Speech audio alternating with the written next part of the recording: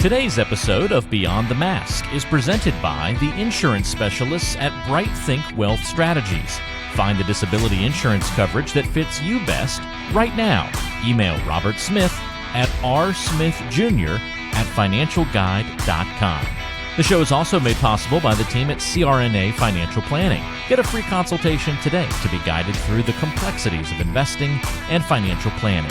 Just visit crnafinancialplanning.com. We'd also like to thank Helping Hands and OSA EMR for their support of the show. And don't forget, listening to our podcast can earn you Class B credits.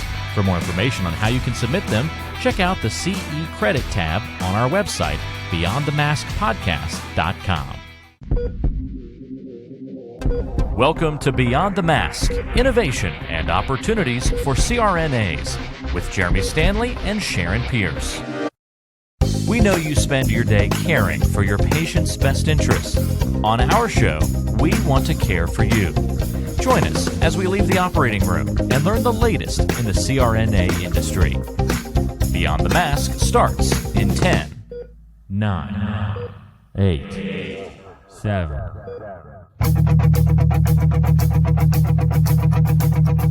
Welcome to Beyond the Mask. I'm Jeremy Stanley, and I've been working with CRNAs for over 23 years, and I'm married to one. And my co-host is Sharon Pierce. Sharon's a practicing CRNA for over 20 years, a past president of the AANA, the NCANA, and she's held many other leadership roles. As usual, our goal with every episode is to educate and enlighten CRNAs, and I think our topic today is definitely going to do that. And Sharon, what time is it? It's time to wake up, Jeremy. I think it is. Hello, Sharon. Well, good morning, Jeremy. How are you? I'm doing well. Good to see you virtually. I hate we can't be in the studio again together, but I'll tell you what, one thing COVID has done is we've learned to use technology, hadn't we? Even you've learned how to use technology. Now, that's kind of a joke because you are the guy who does all the recordings. You've learned so much since we've been doing this. Tell you what, I've had to. It was trial by fire, I think, on this. So. Well, you've done a great job, even if I have to say so myself. I will digress for just a minute. You remember the first Facebook Live video we did? Oh, my God, and we did it sideways? We did it sideways and didn't know what we were doing. And, we're like, hey, is this working? I bet people thought, what idiots they are. Gosh, who can't use Facebook Live? Well, we did get a little bit better at that. We did. And we also want to say hello to our listeners, and we want to welcome them to the show this morning. Without you, we couldn't be here, so we really appreciate that. And Sharon, I'm so excited about our guest this morning. I know you are, and doing a little bit of research on our guest this morning, who we'll introduce in just a minute. I was very impressed and awed at all he had accomplished and continues to accomplish, and I am just excited to have this podcast this morning. Well, you should be. So since you are so excited, I'll let you introduce our guest. Okay. Jeremy. Well, I will. Because I've known him for a long time. Well, this morning we have the pleasure of having Mr. Ernest Grant on with us. Welcome, Ernest. Thank you for having me, Jeremy and Sharon. Delighted to be here. Absolutely. And for our listeners who don't know you, we're taking a little different path this morning. We're typically dealing with issues around CRNAs in general. And Ernest, you are president of the American Nurses Association. So, one of the things, and I'll let Sharon expound upon this, that we've decided to do on the podcast is to interject more generalized nursing so that maybe in the long run, each sector of nursing can talk to each other and help each other out in their endeavors along the way. So Sharon, you want to talk about that for just a moment? Yeah, thanks, Jeremy. Actually, like you said, we've been talking about this for quite some time. And, whenever I went back to school to get my DNP at Yale, one of the beauties of my program was that it wasn't just CRNAs. It was all kinds of nurses from all over the country. And unfortunately, in nursing, sometimes we find that mainstream nursing, I don't know if I should say it like that or not, doesn't understand advanced practice nursing, doesn't understand what they do. And the reverse is true also. CRNAs don't understand everything NPs can do. NPs don't understand what CRNAs can do. So that got us to talking that maybe within our podcast, we need to integrate all of the different aspects of nursing so we can learn from each other, because, to move this ball down the field as far as nursing is concerned, it's going to take all of us together, and it's going to take unity, and it's going to take understanding. How can we expect the public to understand what nursing does if we don't understand what each part of nursing does? So we decided to get Ernest on here as our inaugural guest in this endeavor going forward. So thank you, Ernest, for joining us today. Thank you for having me. Absolutely delighted to be here. So why don't you tell us a little bit about yourself, Ernest? Let's see, where can I begin? It's interesting that your podcast mostly goes to nurse anesthetists, because when I was in high school, my goal was to become a anesthesiologist. If you've read any of the bios that I have given, I've always have stated that my dream job was to be an anesthesiologist and drive a 1968 lime green Cougar with a red interior. Don't ask me why. A Cougar, that's what my husband drove when I met him. Yeah. It wasn't lime green. That is a great car, and I still have, I'm saving up enough money to try to find one and restore it. But I grew up in the mountains of North Carolina and I'm the last of 7 children, very poor family. The community I grew up in, it was called Swannanoa, was a very poor community itself. Everybody, didn't matter what your skin color was. Everybody was pretty much almost in the same economic strata. You grew a garden, you shared what you had with people. And I remember my mother, preserving, fruits and vegetables or putting them in the freezer and things of that sort. So even though I had the grades to perhaps go to college and on to medical school, there was no money. And back then, scholarships were not as abundant as they are now. And so the high school guidance counselor suggested that I perhaps go to nursing school. And he said you could always become a nurse anesthetist. And then if you still wanted to go to med school, you could work your way through med school as a nurse anesthetist. And I said, yeah, that sounds pretty good. Hadn't even thought about nursing. And he says, well, you may or may not like nursing, so why don't you take this 1-year course at that time, and I'm really dating myself, Asheville Buncombe Technical Institute, not community college, but institute. So we did that. And about 6 months into that program, I totally forgot all about medical school. I realized that nursing was my calling. And, from there on, here it is. And every time I have gone back for another degree, be it my baccalaureate, my master's, or my doctorate, it was because I wanted to be able to do more for the people that I cared for in some way or another. And I still strive for that today, even in my position as president of the American Nurses Association. So that's the very brief miniaturized version of how I got to where I am right now. Well, in Ernest, I'm sorry, Jeremy, you worked at the burn unit at Chapel Hill forever, didn't you? That's how I met you. Yes, that's how we met. Because you were running a bill in the General Assembly about how hot you could make the water heaters because you had taken care of so many babies that had been scalded, right? Absolutely. Yes, I started working at the burn center in 1982. Worked there for 36 and a half years. There too, I really felt, that was truly my calling, was to, I never thought of myself as an advocate or, as a preventionist, but when you start seeing little babies, even, I think the youngest kid I took care of was a week old, being injured, and the oldest person was 104.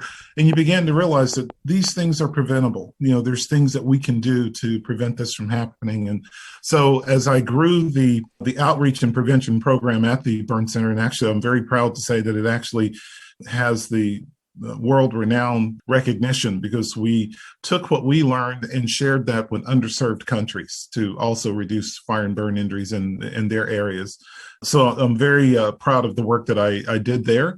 And that also helped to groom me for the position of becoming president of the North Carolina Nurses Association, as well as eventually onto the American Nurses Association board and subsequently president as well. So, yeah.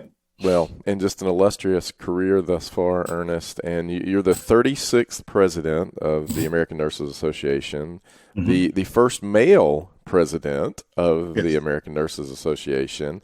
Yeah. It only took 122 years. Yeah, I was going to say it took a few years, but we finally made it there.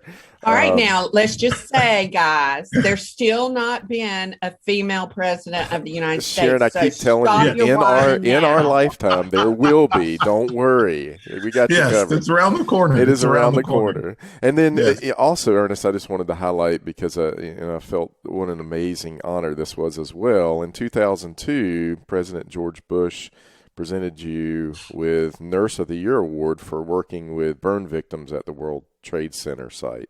So just amazing career thus far. And also, as I mentioned to you earlier, we're real happy you're from North Carolina and representing us here as well. So, well, thank you. And that presentation from President Bush is it's one of the highlights of my career. I have it in a special place in my home office. One of my best friends is a interior design person, and when I moved into my home, his gift to me was to design my office. So I was going to say one, now it's like 1.5 walls in my home office are all these awards and things that I've gotten, but that's one that sits right in the center. So I'm very, very, very happy to have that award. Yeah. Well, today we're going to be talking about nursing and politics, and I know politics is deep in Sharon's heart as well, so I'm sure you two will have a wonderful conversation today. But, the first question that pops in my mind about this is, why do you think this is so important right now?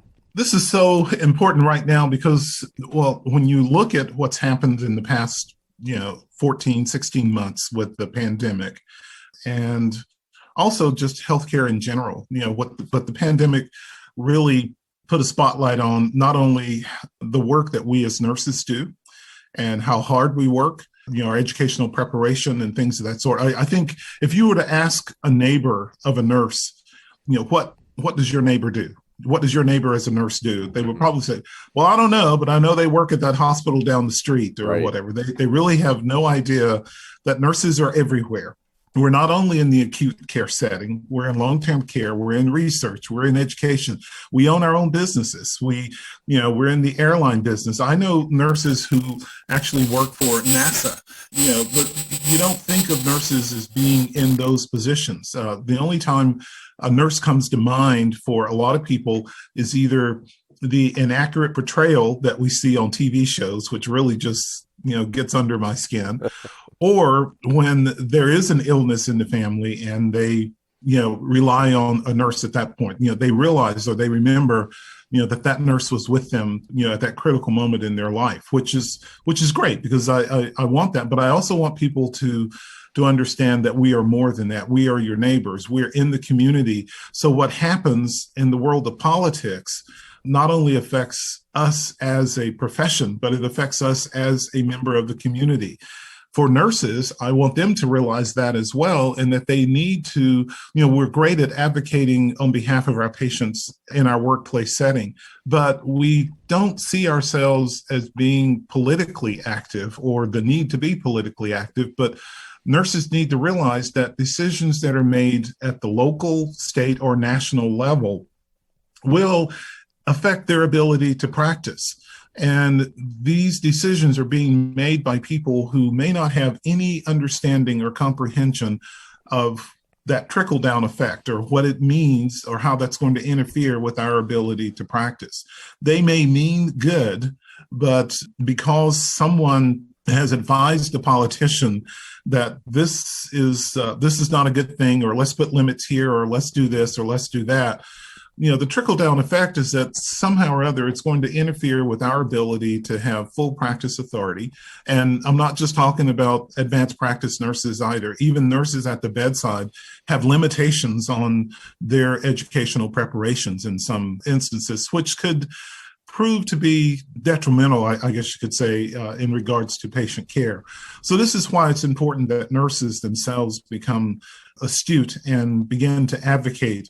There's some ways that I suggest that they do this is just by simply volunteering to serve as a healthcare expert for someone who is running for political office, because their legislative aid, sometimes they're getting their information from obviously a lobbyist or someone who has a particular interest, but they don't really see the consequences of that action. Or even going to a town hall that someone may have and raise those questions, at least get them to think about it. We may not necessarily be successful, but at least if you're able to voice, your opinion or your concern, it allows your neighbors to also see that this person, speaking as a nurse, but also as a member of my community, they're looking out for us and they're pointing out things that I, as a member of that community, perhaps hadn't thought about. So that, I guess, I apologize for the very long answer, but we're talking in my groove here, and so I can sort of go on and on and on. But it is very important, vitally important, that nurses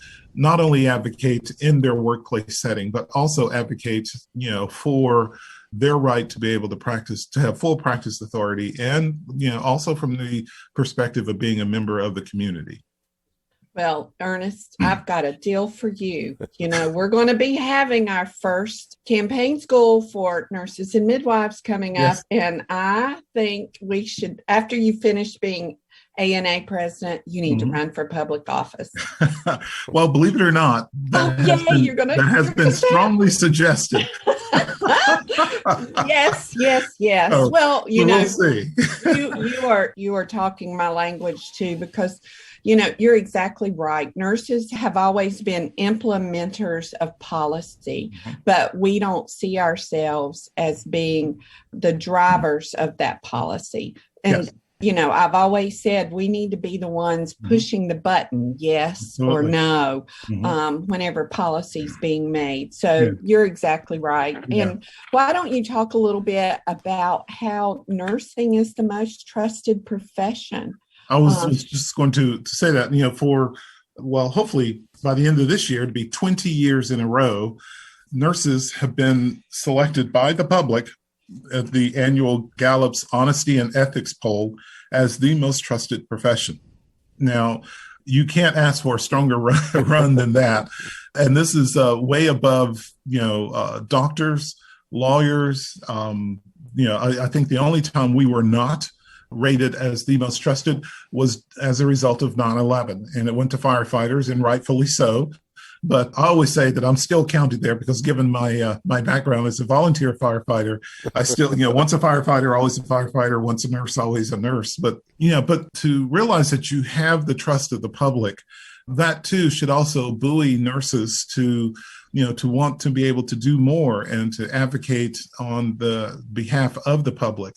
One of the things you're hearing the big buzzwords now, social determinants of health and et cetera, all those things that are in there, they concern health, they concern the community. And again, I go back to nurses as being part of that community. What happens in that community? If you have poor drinking water, if you have poor air, not enough food, and et cetera, that's still going to affect you and your family as being a member of that community. So it's better to prevent that from happening so that, when that person does come to you for health concerns, it's a lot less than at the acute phase when, perhaps intervention may be a little too late. There are things that we can do prior to that will help to make a much safer and better environment. So I think things like that are some examples of how nurses have earned that trust of the public. And to me, I meant to have mentioned earlier, it doesn't matter if you're a Democrat, a Republican, or an independent. We have as our duty, I guess you could say, as a nurse, to advocate on behalf of what is right. And, let me just put it this way. I like to say that without nurses, there is no health. And so we own health. We need to continue to own health, and we need to address it at every aspect, not just when it happens or when we see it in the acute care setting or in the clinic setting, but health is all around us, be that clean air, clean water, roof over our heads, things of that sort. Those are still, things that affects health as well. Hey, Ernest, I was just really surprised that politicians weren't in that most trusted profession. I mean, that just really surprises me. Yeah, as you well. would think that they'd be right there. Yeah, right there beside you. I mean, so, but you're, I love that line, without nurses, there is no health or healthcare, because that is so true. I mean, how many nurses are there in the United States? Right now, there are, depending on who you read, but our last official count, there's 4.3 million registered nurses in the United States. And this is not counting the licensed practical nurses, but the registered nurse. And of course, AANA represents, those nurses, whether they're members of the association or not. But we advocate on their behalf, on behalf of the profession, by lobbying up on Capitol Hill and at the various state legislatures with our state associations, and then our organizational affiliates as well, such as I'm going to get it wrong, AANA, American You got it right. as one of our organizational affiliates as well, because we realize that there's strength in numbers, and there are things that we can do together to achieve change than trying to, battle, things on many different battle fronts. We can combine our resources. And, as Sharon pointed out earlier, sometimes as nurses, we get into our different silos and we don't care about what's going on other places as long as it doesn't affect me. But eventually it is going to affect you. So, by working together and combining our resources, we can achieve so much than trying to work in different silos and still having to put out, or essentially playing whack-a-mole, if you will. Yeah. Well, I want to come back to just a minute about the number of nurses, because I know there is a nursing shortage and it's going to get worse. And I want to talk about, of course, I'm the finance guy, the money guy, so I want to talk a little bit about the retirement of nurses. But first, I mean, you've got the most trusted profession in the United States for 20 years, let's say. We had this COVID event last year. It's continuing on. It looks like, the Delta variant's going to pick up. I think, what is there, 160 million, 150 million people have been vaccinated, which leaves almost 200 million that haven't. How is AANA and nurses in general, how can they support this campaign to get others vaccinated? Well, that is a great question, Jeremy. And I think, first of all, it starts with education, and it starts with educating nurses, by far, because when the vaccines first came out, if you were to ask a nurse about, well, let me back up for just a second. Prior to the vaccines coming out, probably about 6 months before the vaccines came out, AANA did a survey of nurses, and asked if there were a vaccine, proven to be effective, would you take it? And it was right down the middle, a third, and a third. A third said yes, a third said no, and a third said, I'm sort of on the fence. I'd have to wait and see. So when the vaccines came out and we got the numbers of how effective they were, the Moderna, 94, and I want to say J&J, and it's not. It's slipping my mind. Pfizer, thank you. Yep. Pfizer at 95, and then J&J, subsequently coming along as well. But people were hearing about mRNA. What is that? Right. And even though nurses, we take science courses, we're right there with, people who are going to go into pharmacy and everything else. You take those foundational courses. And even though, vaccines and infection control and et cetera is taught in nursing programs, they're not taught extensively. So nurses were not aware. A lot of them were not aware of, what is an mRNA vaccine or how they work. They thought it was something new, when in actuality, this form of developing vaccines had been around for about 15 or 20 years. So that's why I say it's important that we educate nurses to understand how they work, because of the fact we are the most trusted profession. When your neighbor knocks on your door and says, hey, should I take that vaccine? They're going to take what you say as the absolute gospel. So nurses need to realize that words have meaning and have power. right? So if that nurse says, well, I wouldn't take it, well, that neighbor obviously is going to tell all their friends. They're going to put it out on social media and things like that. Well, I talked to so-and-so and she's a nurse or he's a nurse and I really trust what they said. And they said, no, I wouldn't take the vaccine. So you can see how this domino effect begins to happen. And then you add in the anti-vaxxers. That makes it even more of a concern. So it's important that nurses arm themselves with the correct information so that they can provide people with that so that they can make up their mind as to, in other words, move from vaccine hesitancy to vaccine competency so that the person does feel comfortable enough to take the vaccines. Now, I was fortunate enough in that I actually still am participating in the clinical trial of one of the vaccines. And I did it for a couple of reasons. One, because of being an African-American male, I knew that Blacks and people of color are not that well represented in clinical trials, particularly of, vaccines like this. As the leader of AANA, I wanted to have some solidarity for nurses who are on the front line to let them know that, hey, your president is willing to do his part as well to relax any fear or intrepidation or whatever that you may have as a result of the vaccine. So, we'll do that way. And of course, my age group as well. I won't say what decade that I'm in, but again, they needed individuals for that. So that's, and I'm sorry for the very long rounded answer, but it's education. And we need to get the public, when they are believing the doubters or et cetera, we need to be able to point them into directions to qualified information, that the CDC puts out, or what, the American Nurses Association, what we have on our website, or what Johns Hopkins has on their website.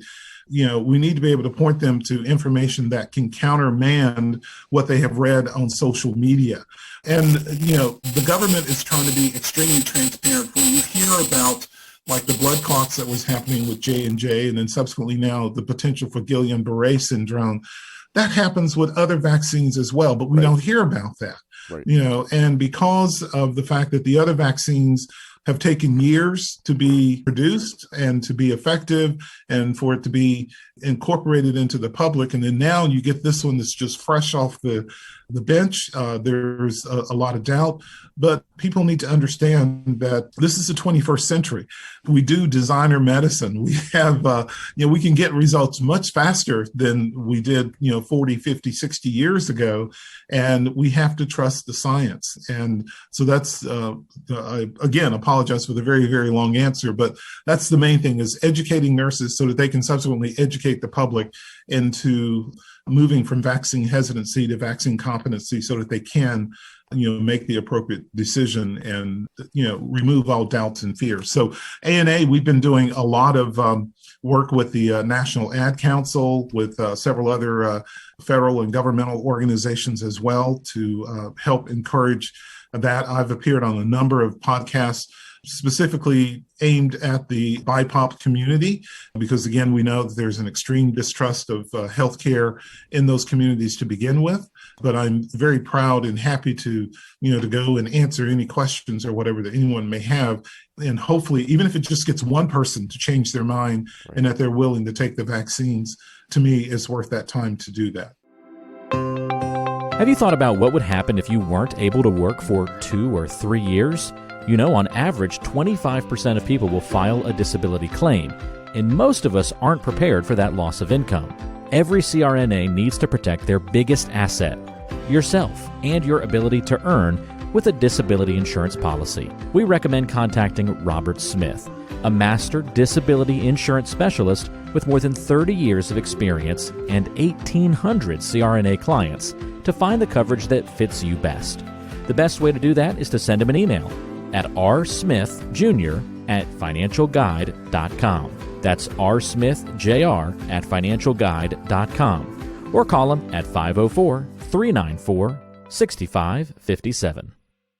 Speaking of the education that you guys have been doing, I have signed up for a newsletter that the AANA puts out. I think it's weekly. It Yes. could be more frequently than that, but it's a compilation of a lot of different studies, et cetera. It's very, very well done.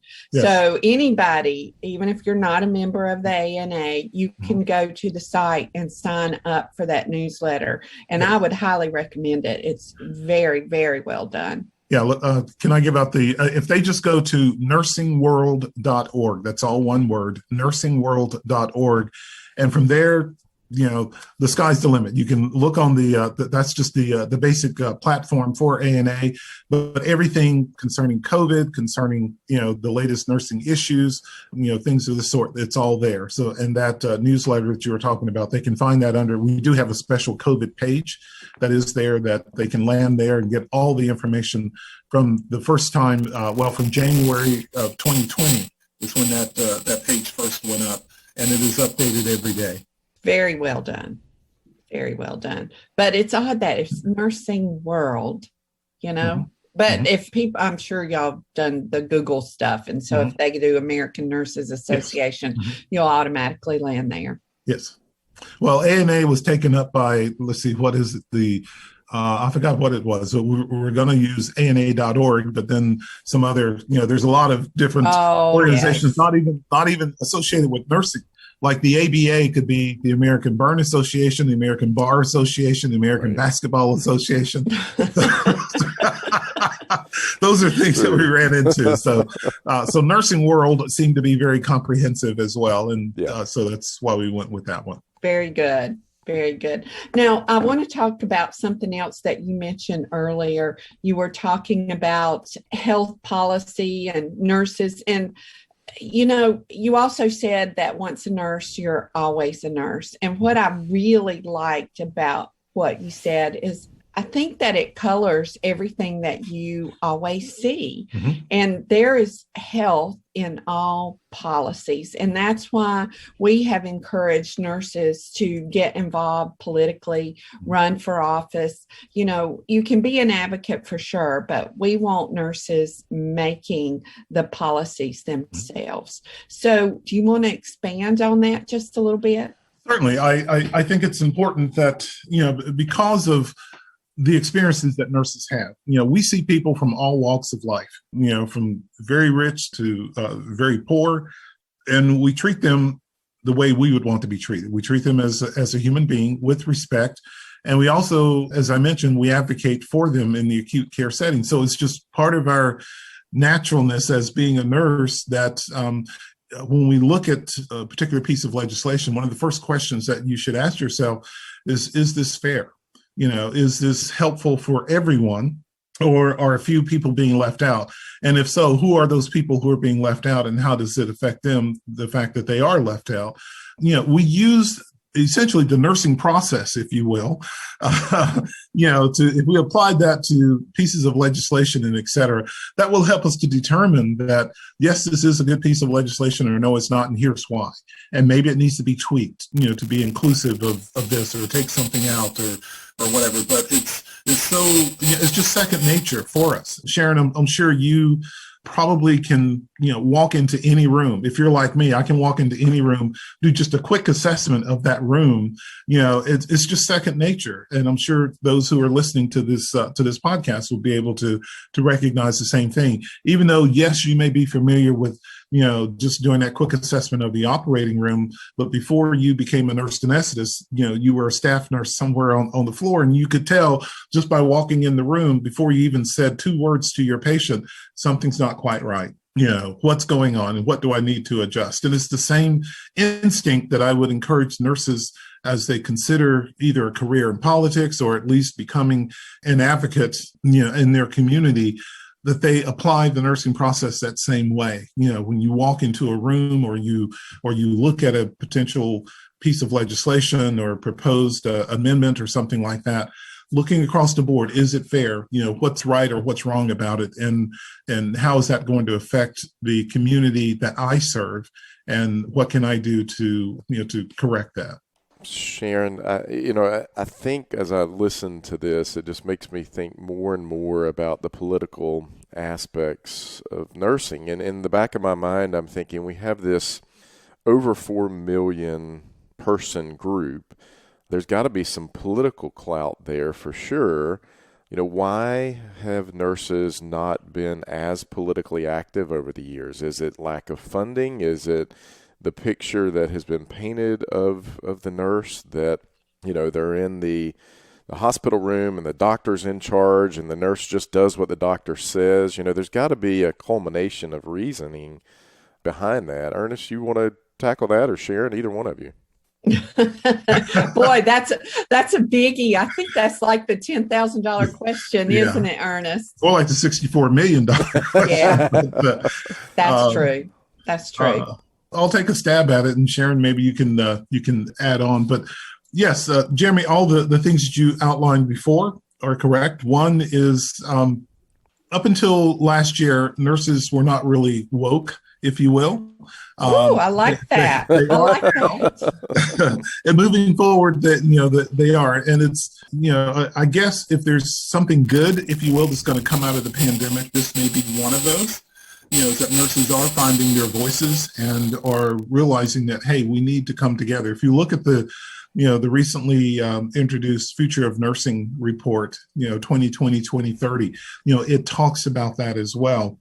But prior to that, yes, nurses were, even though we're the largest member of the healthcare team, we're the ones who are most silent. We're the ones who, because we have a long history of working short staff, and because, when someone would call up and say, well, we can't send you any more help, and we just suck it up and say, okay, well, I'll do it. We'll let somebody else, take on an additional 2 or 3 patients or whatever. Now we're beginning to say, no, this is not safe, and we have evidence to back it up that it's not safe. And, so we're beginning to speak up. And I think one of the other things we need to do is to, those decisions that are being made about staffing or hiring or whatever, sometimes, yes, the chief nursing officer will be advocating on our behalf, but it may be out of his or her hands. It may be that chief financial officer who the bottom line is looking at, okay, a profit. And because we have a long history of saying, yes, we'll continue to work short staff, they're going to say, well, you've done this for 6 months now. Do you really need that FTE? Let's pull it, because that's a huge savings for the institution. And instead of, that person really understanding, what it is that we as nurses do. And this is why I say that, there's a famous saying that Joanne Stevens and Gail Adcock always likes to say, and I borrow that by saying, if you're not at the table, you're on the menu. So this is why nurses need to be at the table making those decisions, and maybe educating that chief financial officer that, sure, we may be working short staff and we're doing that, but if we continue to do this, it's going to cost you in the long run, because eventually that nurse or those nurses are going to burn out. And so they're going to start calling in sick, and you're not going to have people to replace them either. Or they're not, studies have shown that if they don't get enough rest between those 12-hour shifts, that there's increased possibility of medication errors and or the potential of workplace violence and et cetera happening. So do you really want that to happen, as opposed to, let's fix this situation by, recruiting and hiring more nurses so that, the work can be distributed equally. So to come around to your question again, I apologize for these very long answers, but maybe I'm prepping myself for a career in politics. Instead of just answering questions directly, you sort of go around things. You're going to win, Ernest. You're going to win. But I think it's important to lay the foundation as well. So yes, nurses are beginning to wake up and to find the value that they bring to the table. And as we advocate to get more nurses at the table, and not just nurses who are leaders, but I think it's important too that we groom those nurses at the bedside for, careers in leadership, either, within their institution or even outside. It's important that we mentor those individuals, give them the tools that they need to be effective leaders, so that even in the acute care setting, things run much more smoothly. Or if you're with an organization like I am with AANA and et cetera, we need to groom our next set of leaders so that we don't start from scratch every time there's a newly elected individual who comes to, to that position. There's continuity, and, we can make gains instead of starting all over again.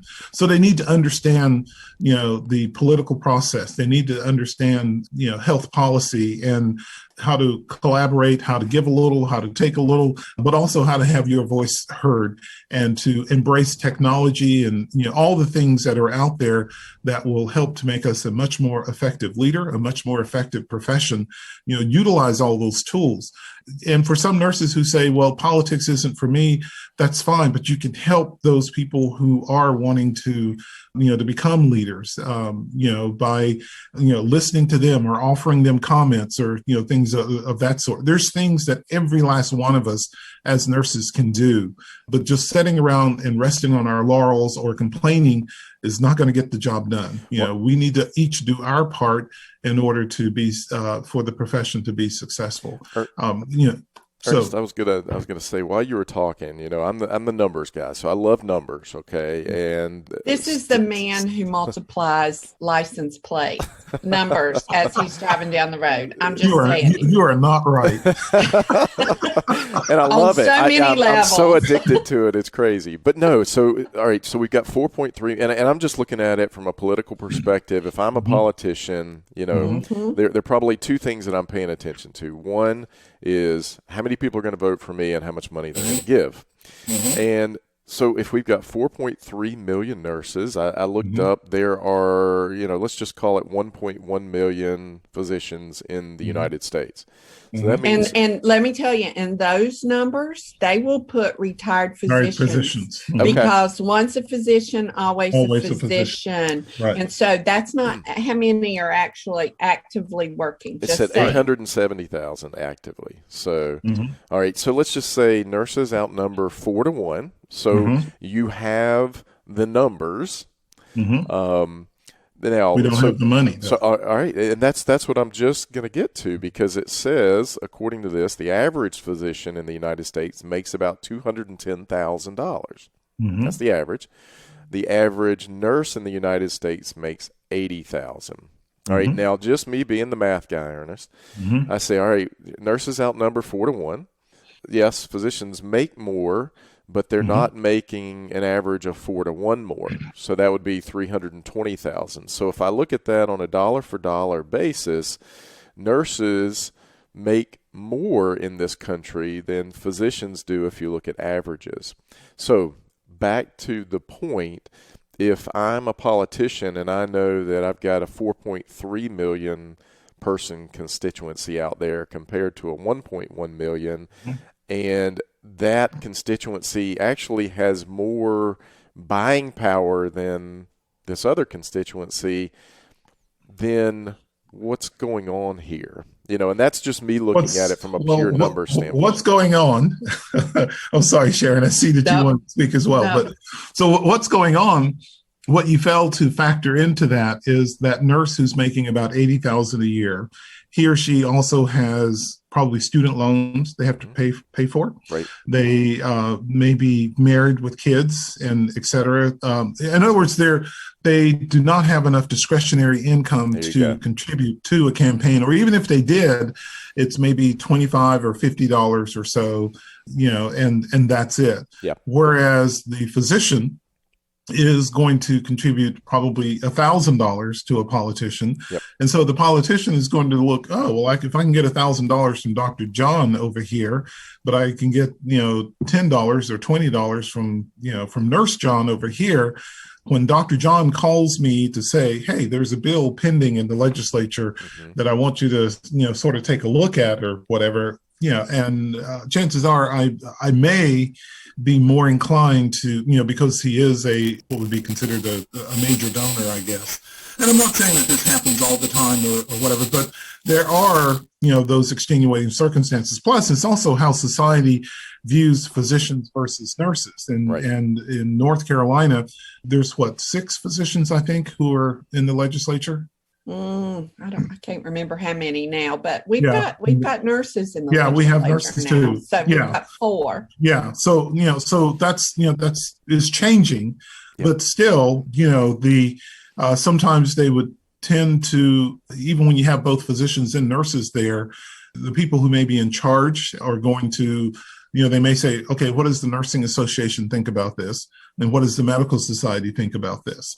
And, so they may, still favor what the Medical Society may say, even though it's not a good piece of legislation. So it depends on, a lot of times, the working relationship that you're able to, to foster, and et cetera. And it also boils down to, who has more, the deeper pockets to make donations to those campaign funds. So discretionary income here is probably the difference, is what I'm hearing. So, well, to me, this issue is so very complicated. And, we looked at a lot of this whenever I went back to school and we were working on our project to start the campaign school, but we're going to have to work within our own house.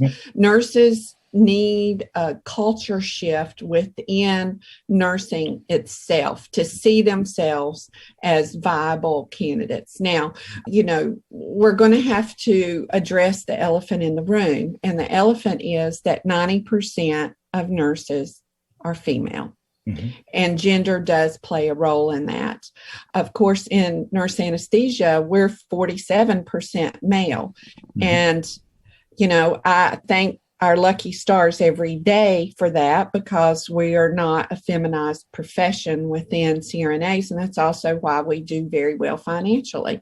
So the more men that we can bring into nursing, the better off we'll be. So I think that will help change that. We know that women have to be asked 7 times before they'll run for office. A man wakes up and looks in the mirror and goes, hey, I think I can be president.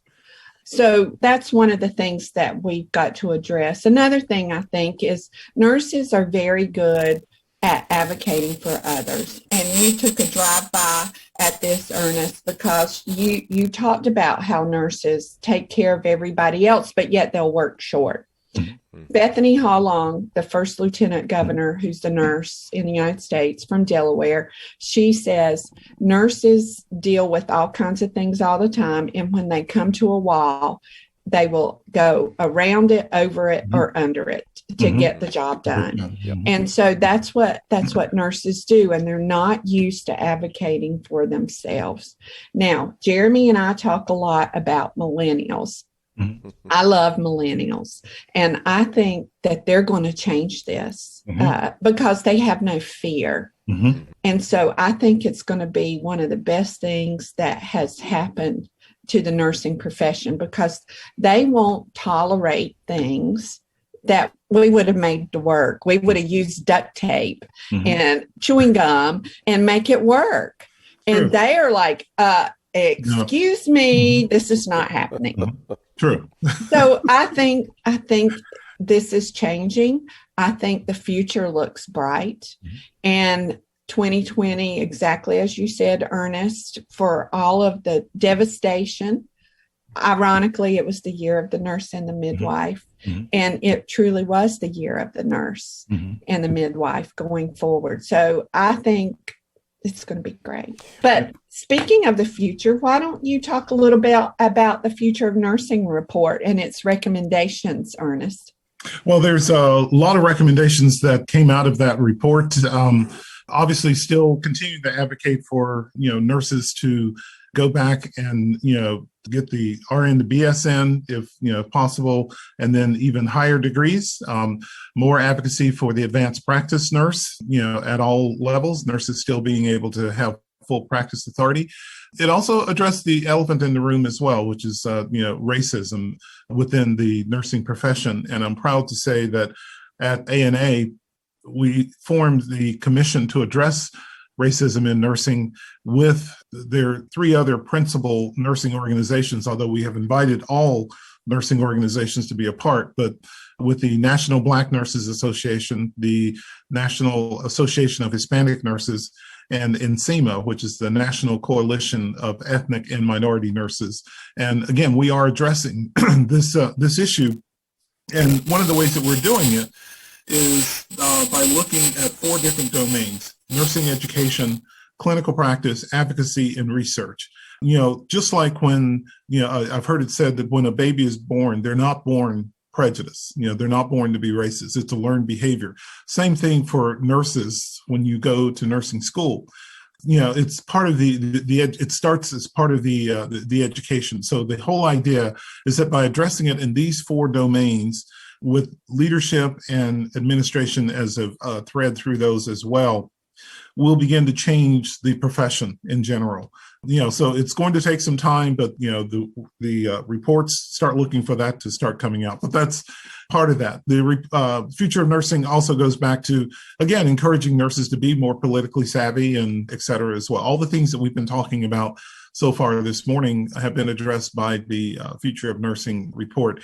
It's a 500 and some odd page report. I'm still in the process of reading it, but it does spell out a good pathway for where the nursing profession will go within the next 10 years. And I would say, though, that the main emphasis is for nurses to become woke, if you will, even more, and to advocate for their, behalf of their profession, and not just sit idly by and let people who are far removed from the profession, who have no idea what it is that we as nurses do, dictate how the profession is going to be run. So, Ernest, did it address this nursing shortage that we keep hearing about? Yes. And how bad is this going to get? And I guess if you know this statistic, it would be interesting to me. If you don't say it, I have to look this up, Jeremy. But how many nurses are going to retire in the next 10 years versus how many nurses are going to be put out in the next 10 years? One of the last reports that I saw, because right now the average age of the nurse at the bedside is about 56 years of age. Wow. And a lot of them chose to retire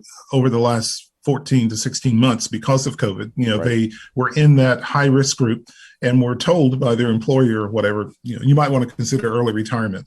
The downside to that, too, is that we also did a survey 2 months ago, and nurses who've been in the profession less than 5 years, 15% of them are saying that they're going to leave the profession because they feel underappreciated, not well paid, and, overworked as well.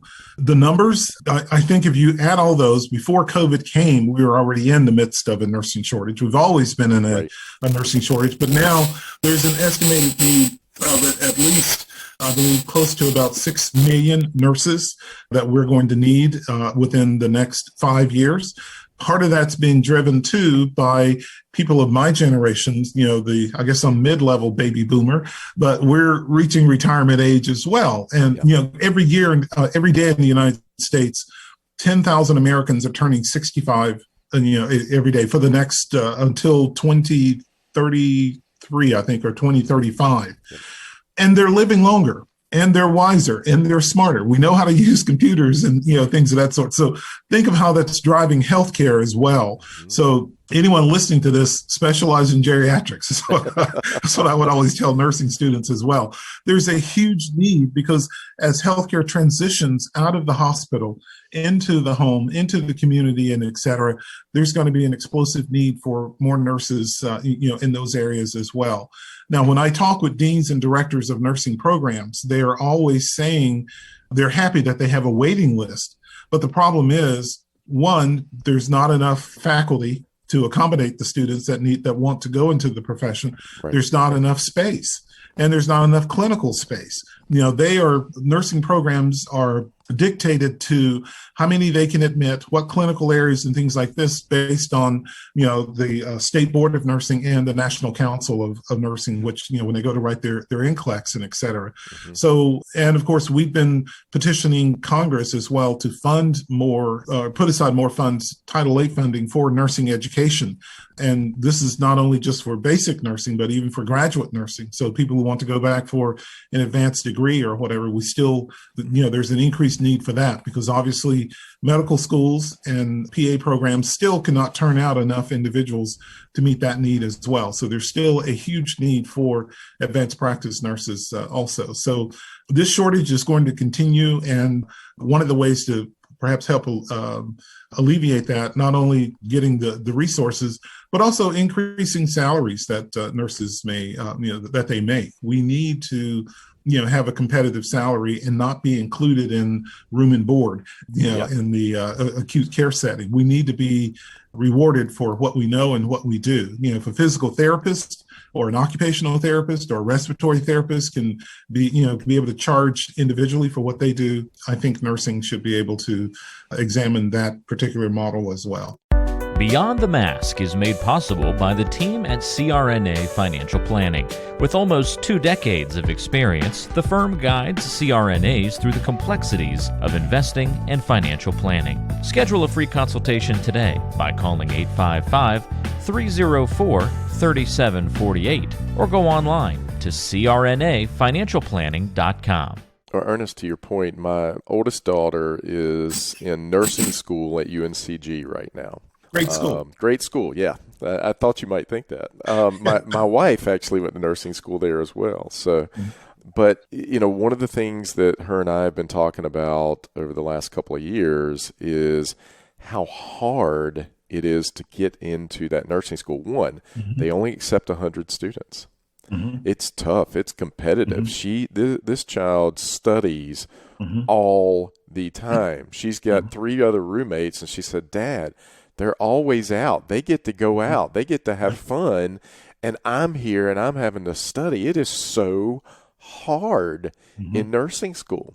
And it's so competitive. So, in my mind, and again, I'm not saying you want to water it down or anything, but there needs to be an avenue for more people out there to do this. And I know that you're a big advocate for community colleges and bridges and so forth. And I heard you talk about that earlier, but, just from a personal experience, that's what is going on out there right now. Yeah. Well, one of the things that our foundation is doing is exploring new models of ways for people to become nurses. We actually just got a significant grant from an organization. I'm not going to be that because it's still in the you don't want to promote it yet, but, right? But that is one of the things that we are recognizing is what are some other ways that we can explore instead of the traditional way, for people to who want to become a nurse to be able to do that without compromising, obviously, the professional components and et cetera. They will still need to know the basics and all this other stuff, but what are some other ways that we can explore that? So yeah, well, it also makes me have me back to explain that a little bit more. Yeah. Well, it also makes me think about the underprivileged out there, folks that don't have the money, or like you grew up with your family, and I grew up, and Sharon grew up. We all grew up in families that didn't have a lot of money, and these kids out there trying to go to nursing school, and it's a very difficult path. It probably precludes a lot of folks from going that way, just because maybe they're not able to hold down a job and do the rigors of nursing school. So just a lot to think about. And as I kind of lead into that, Ernest, I think the last point that I want to cover today is the National Commission to Address Racism in Nursing. And I did do a little bit of reading on that and so forth, and I'd love to hear your take and kind of expound upon that a little bit. Well, as I mentioned, this is an initiative that I give credit to the American Nurses Association Board of Trustees, or Board of Directors, as a result of the death of George Floyd and the other inequities that we saw as a result of COVID happening.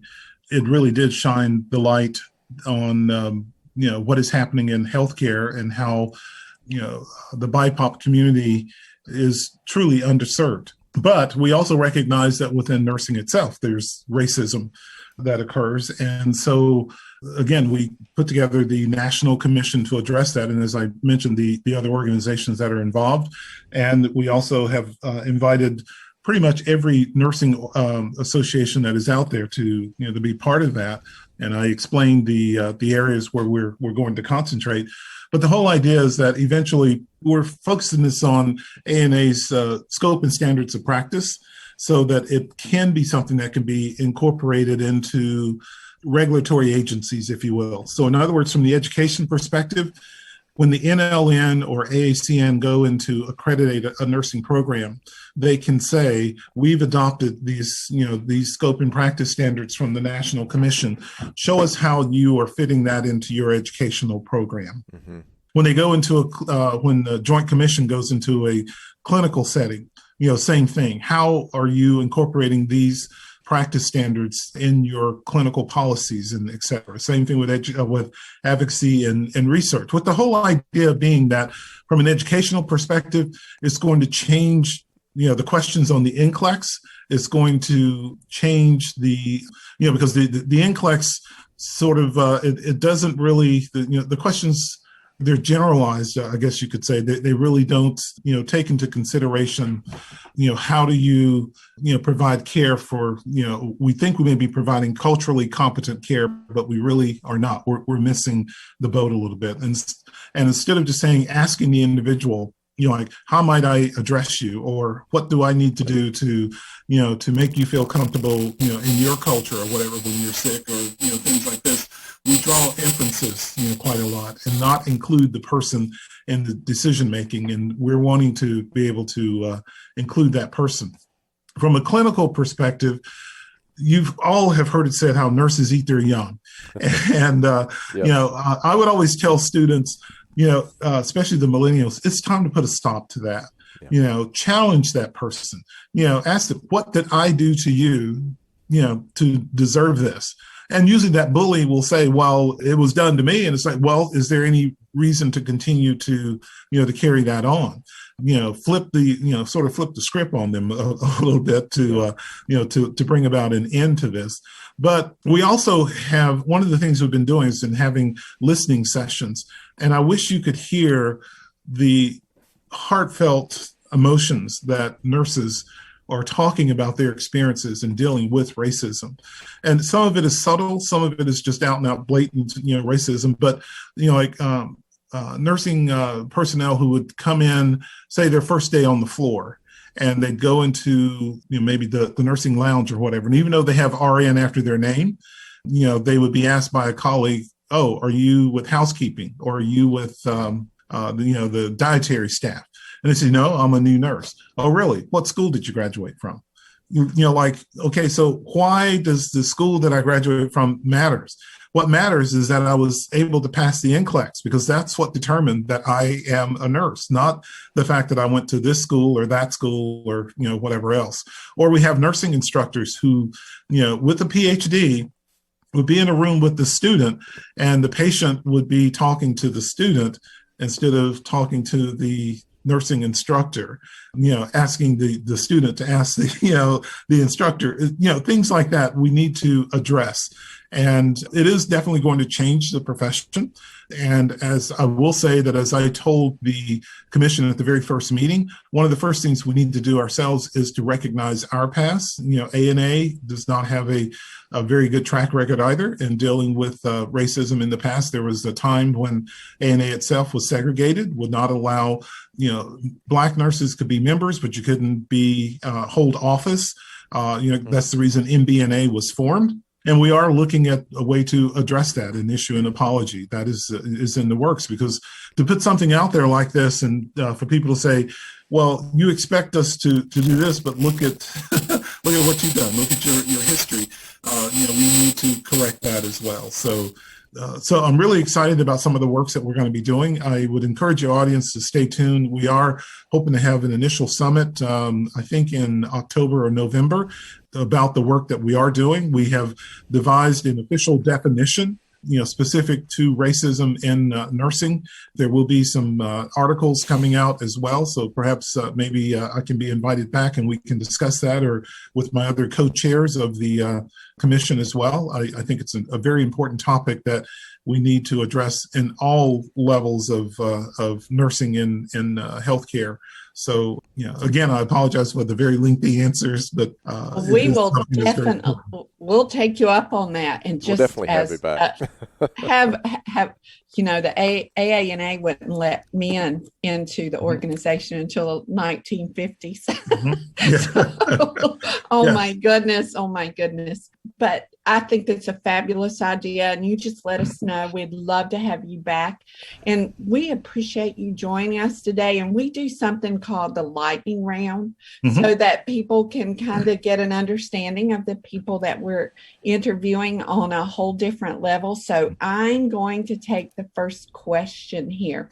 So, Ernest, when you feel fear, what do you do first? Take a deep breath.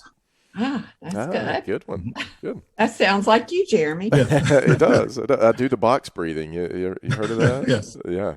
So that's what I do. But all right, Ernest, if you could have dinner with someone alive or dead, who would it be? Oh, wow. If it's someone who's deceased, Abraham Lincoln. If it's someone who is alive, Barack Obama. Okay. Good answer. So what's your superpower, Ernest? I have a superpower. Of course you do. I'm a nurse. How's that? Oh, that's a good one. Good one. That's perfect. Great. All right, Ernest, what are you grateful for right now? Oh, I am grateful for everyone in my life. Grateful for the position that I am in right now to hopefully lead the profession of nursing to the next goal. That it's time for transformation, I guess you could say, in healthcare, and I'm grateful to be in this position at this particular time as a part of that change. And what habit do you have that you wish you could eliminate? Sweets. We've got something in common. And I love to bake sweets. That's the problem too. Okay. All right. So you do it yourself. See, I would be in trouble if I did that, Ernest. So.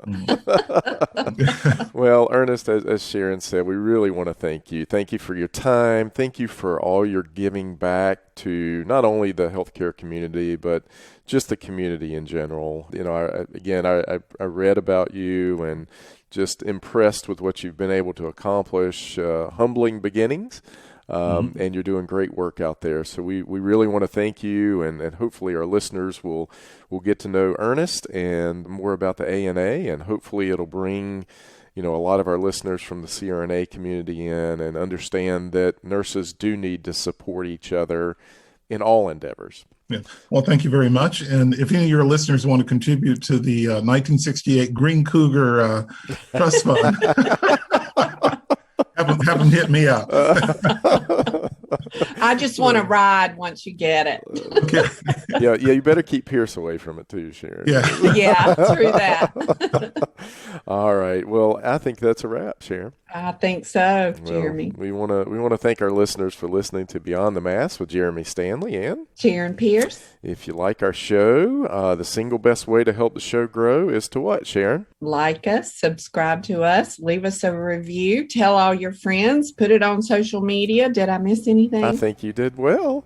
We're in the top 50 medical podcasts in the U.S., Sharon, and our goal is to be in the Top 10. Top 10 on our way to number 1, right? Absolutely. All right. Well, thanks, Sharon, and until next time. It's a wrap.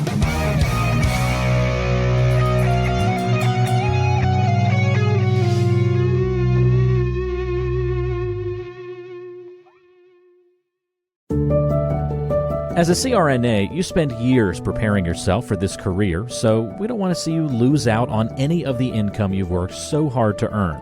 The best way to protect yourself and give you the confidence that a major life event won't disrupt your financial future is through disability insurance. We've known disability income specialist Robert Smith for many years and have seen the work he's done with nearly 2,000 CRNAs over multiple decades. He can help identify any gaps in your existing coverage and fill those gaps by finding the best value on a policy. Contact Robert and let him know you heard about him on our podcast. Send him an email at rsmithjr@financialguide.com. That's rsmithjr@financialguide.com. Or call him at 504-394-6557. Protect your greatest asset as a CRNA, yourself and your ability to earn a living by adding disability insurance to your financial plan. Today's show is brought to you by the folks at CRNA Financial Planning, an independent consulting firm that offers financial planning services exclusively to CRNAs and their families. From planning for a child's future college expenses to building a predictable income stream in retirement, the firm is committed to offering you comprehensive financial services, customized to fit your unique needs and objectives. If you have questions about your financial future, get them answered. Call the team at 855-304-3748. That's 855-304-3748. Or go online to crnafinancialplanning.com. Hi, this is Jackie Rolls, President of the International Federation of Nurse Anesthetists and President and founder of Our Hearts, Your Hands, a global anesthesia support community that takes donations to allow nurse anesthetists in low and middle income countries to go to educational programs, buy equipment, or textbooks. Your donations are tax deductible, and we would appreciate your support. OSA EMR is a free anesthesia EMR developed by CRNAs that you can download and use on an iPad. Our nonprofit mission is to make sure that solo and small practice CRNAs can digitally record their anesthetics. To learn more, visit osaemr.com to download and consider donating to our cause. Remember, for CRNAs, data is destiny.